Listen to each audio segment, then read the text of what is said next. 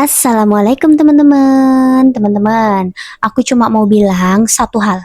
Istighfar itu nggak instan. Istighfar nggak bikin masalah kita langsung hilang dalam semalam. Tapi istighfar itu nyata. Karena hal pertama yang Allah ubah bukan keadaan kita, tapi hati kita. Aku pernah ada di titik capek banget, pikiran penuh, masalah datang terus, tentang uang, kebutuhan, masa depan, sampai rasanya kepala itu kayak nggak pernah benar-benar tenang. Kadang aku tuh sempat mikir, kenapa hidup orang lain kelihatannya lebih enak? Kenapa doaku belum dikabulkan? Kenapa Allah belum bantu aku? Tapi ternyata bukan Allah yang jauh, aku yang terlalu jauh dari Allah.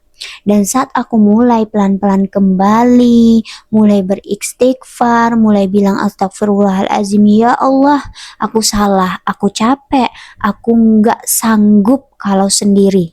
Di situ ada sesuatu yang berubah.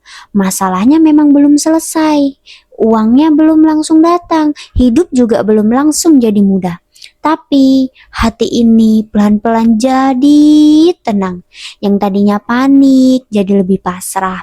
Yang tadinya takut jadi lebih percaya. Yang tadinya merasa sendirian jadi sadar. Ternyata Allah tuh gak pernah ninggalin aku. Dan anehnya saat hati kita tenang, Allah mulai bukakan jalan teman-teman.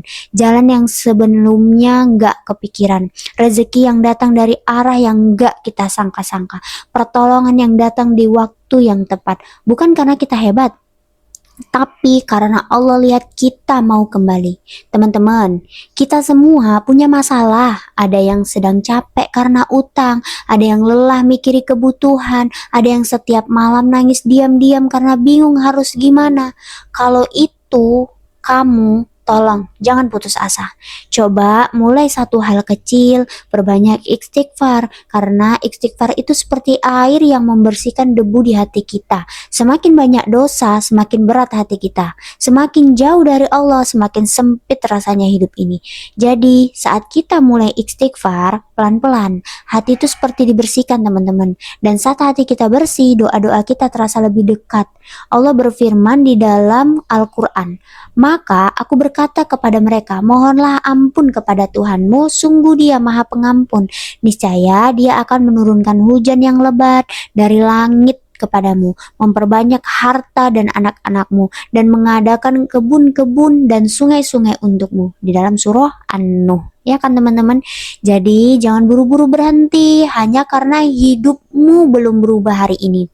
Karena mungkin Allah itu sedang menenangkan hati kita dulu teman-teman, sebelum memberikan apa yang kita minta.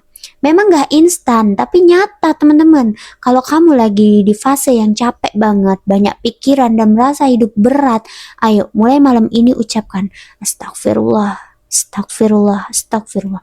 Dan lihat bagaimana Allah pelan-pelan memperbaiki hidupmu.